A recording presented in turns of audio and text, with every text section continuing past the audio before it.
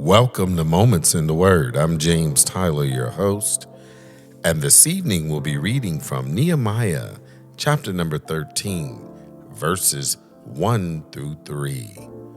On that day, they read in the book of Moses in the audience of the people, and therein was found written that the Ammonites and the Moabite should not come into the congregation of God forever, because they met not the children of Israel with bread and with water, but hired Balaam against them, that he should curse them.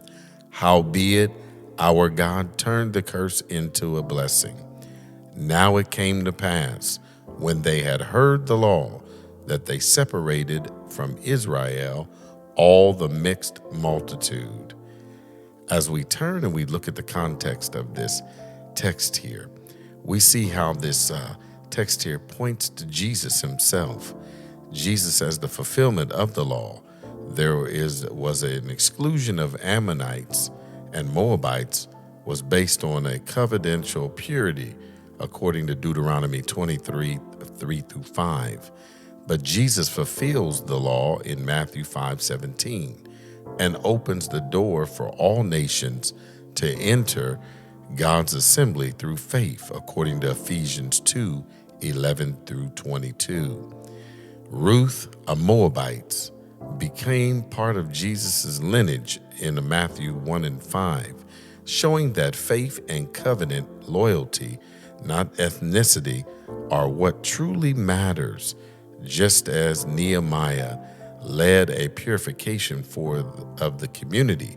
Jesus purifies his church, according to Ephesians 5:25 and 27. He calls his followers to holiness, not by exclusion based on heritage, but by transformation of the heart.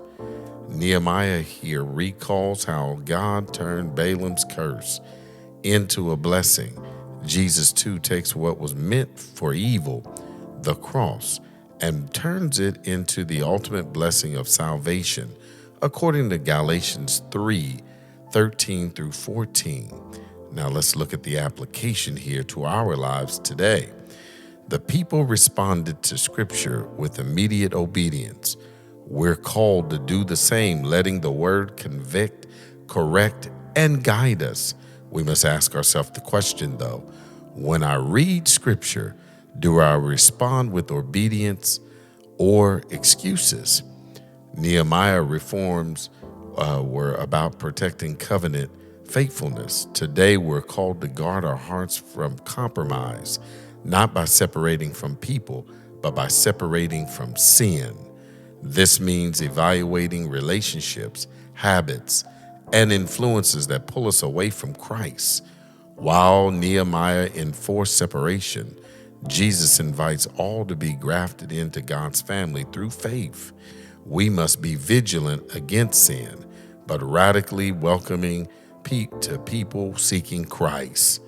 And as for the mixed multitude here in the text, it represents those who were near but not fully committed. In the body today, the church, we're called to be distinct, not by isolation, but by living lives of integrity, love, and truth that reflects Jesus Christ. I'm James Tyler, coming to you live from the Castle Studios this evening, and welcome again to Moments in the Word. God bless.